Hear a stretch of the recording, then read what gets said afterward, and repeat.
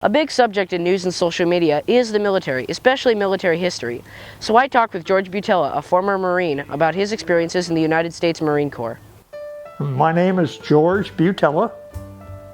I'm a veteran of the United States Marine Corps. I served in World War II and in the Korean War and almost the Vietnam War.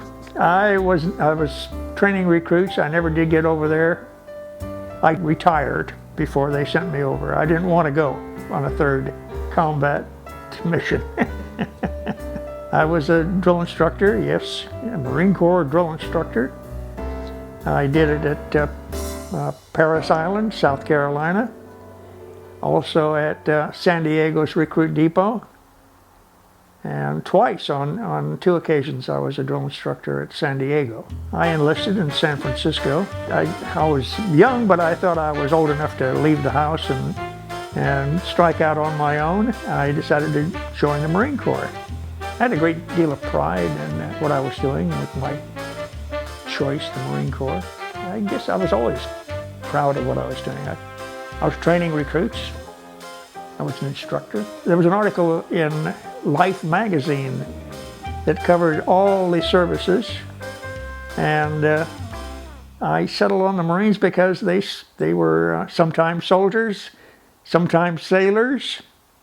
I served on the USS Lexington. Lexington was sunk on May of 1942. The crew of the Lexington, including me, were returned to the United States. We were the first returned veterans.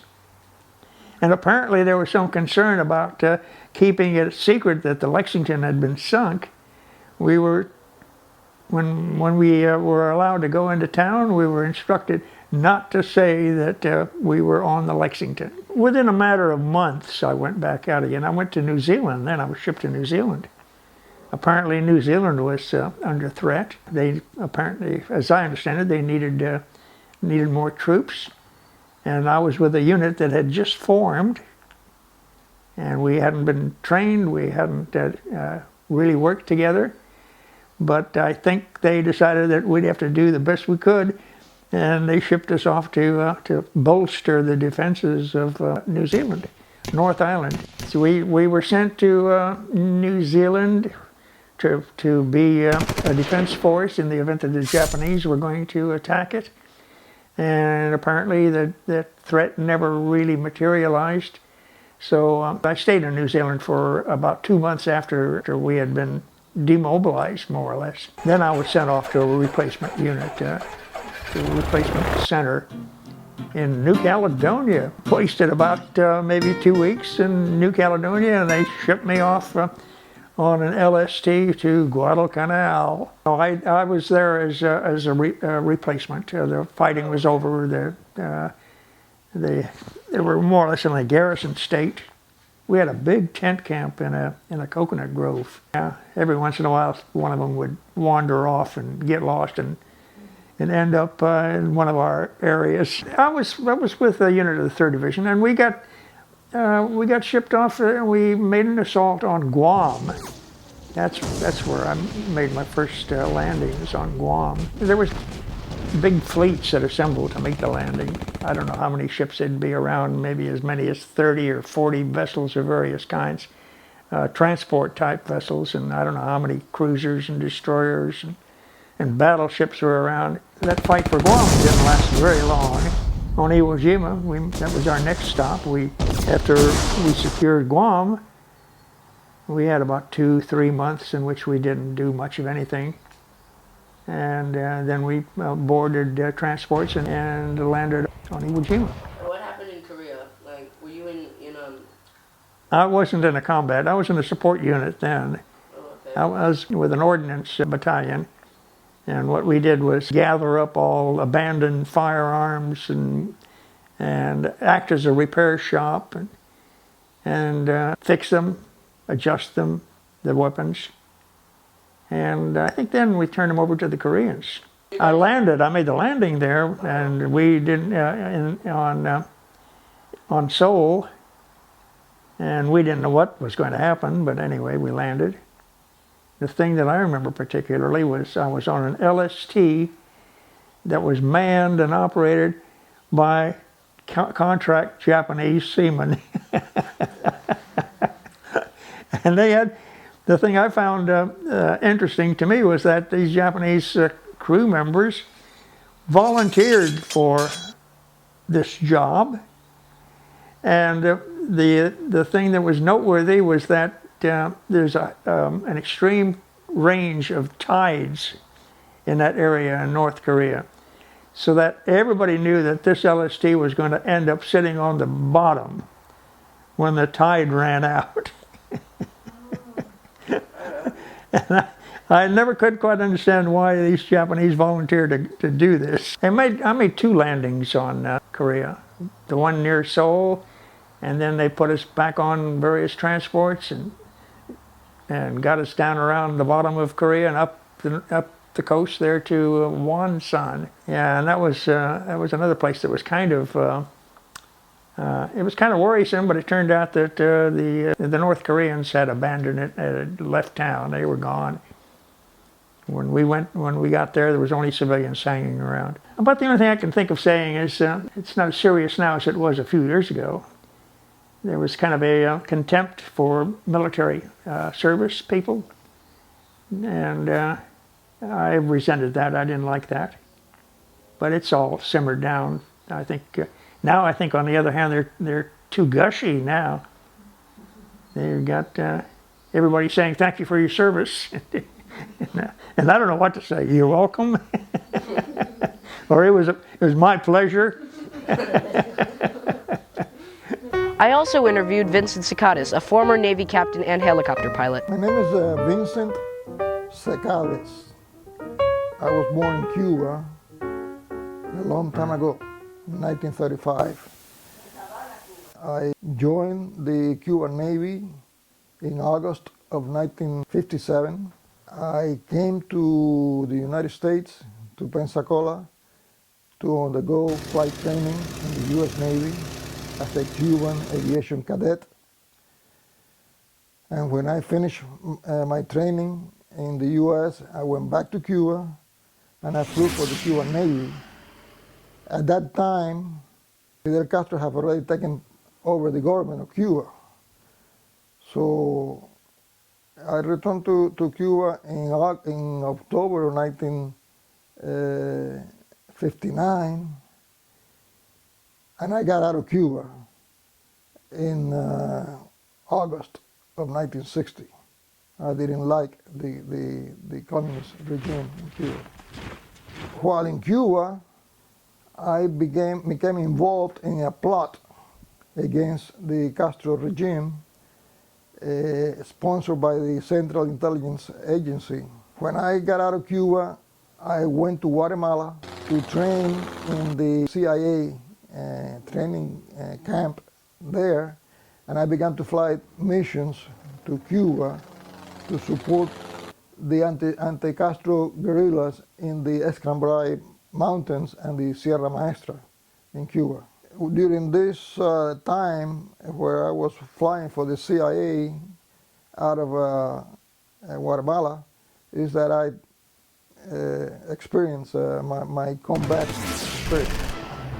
We received anti-aircraft fire in just about every mission that we flew. I remember that in early March 1961, in a mission that I flew, we received so much fire that we had to make a forced landing in Montego Bay, Jamaica, and spent a week in jail in Kingston before the CIA was able to take the aircraft crew out of Jamaica and back to Guatemala. After I participated in the Bay of Pigs invasion, flew 4 missions during those 3 days. When that enterprise failed, I returned to the United States, and in March of 1963, I got a commission in the U.S. Navy. I began my second career as a naval officer in the U.S. Navy this time.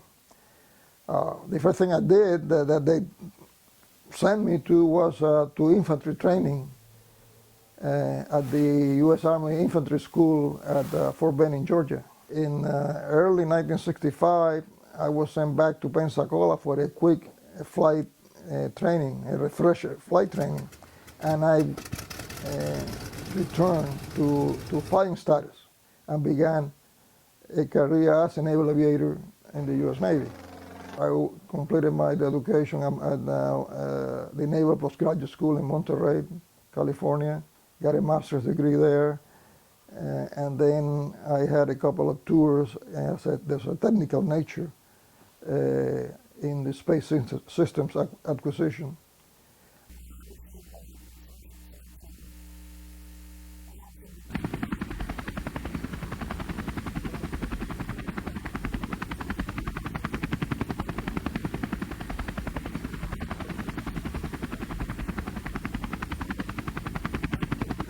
As the air officer in a helicopter carrier.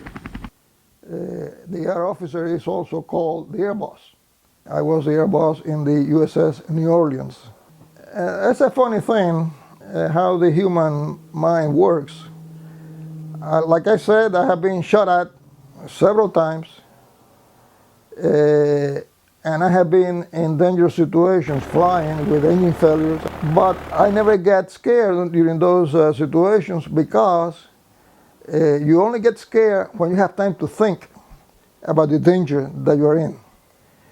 And when you're flying and things are happening, you are busy handling the aircraft and handling the emergency, whatever it is, so you don't have time to think about the danger itself. So after everything is over and you think back, you might feel some apprehension, but during the actual event, you don't feel fear.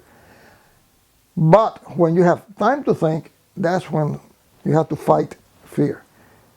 My scariest experience was I was flying a small aircraft, a Cessna 182, over Cuba in a thunderstorm, very severe bad weather. And I was flying towards Santiago, the capital of the province of Oriente. And I began to think, what would I do if when I get to Santiago, the weather is still like this and I cannot see the airfield? Because this aircraft had no IFR, instrument flight rules, equipment. I could not fly by instruments and make an instrument approach to any field. I had to do it visually. So if Santiago was clobbered by weather, I was running out of fuel in the middle of the night, and my only choice would be to fly south a little bit and ditch the aircraft in the water at night. So thinking about that, the possibility, is where I began to get very scared, and I began to approach panic. And I remember I had two passengers flying with me, two engineers that I was transporting to Santiago. And I was fighting the fear, and getting panicky. And I looked to my side, and I saw one of my passengers next to me, and he was relaxed. And that brought me back, because that said, panicking is not an option, because those guys are depending on you. They are relaxed because they think that you know what you're doing. So you have to do the best you can no matter what. And that's what kept me in an even keel. I was lucky that when I when I got to Santiago, the weather broke. There was a hole in the weather, so I was able to descend and land.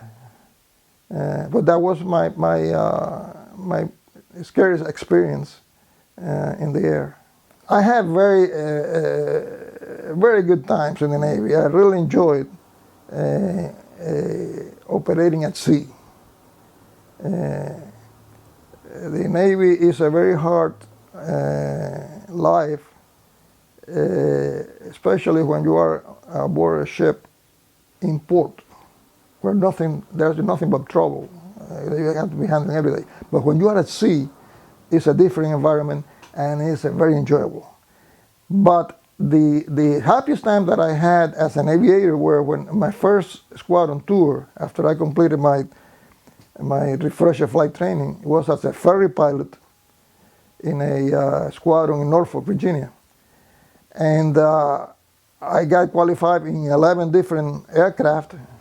I was flying single engine props, multi-engine props, transports, helicopters. And I did a lot of flying and a lot of traveling. I remember times I was flying over the country and looking around and wonder that I was being paid to do that. That's such an enjoyable experience. So yeah, I had a great time as a ferry pilot. The one thing that I should mention is that one of the most exciting experiences was when I landed, when I qualified with a T-28 Charlie aboard the USS Lexington off the coast of Pensacola.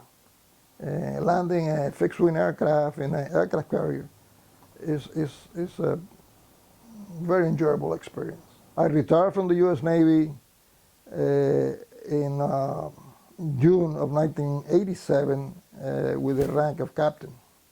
Both of these men's stories are ones that I will never forget, and I hope you won't either. So give a salute to those proud veterans once in a while.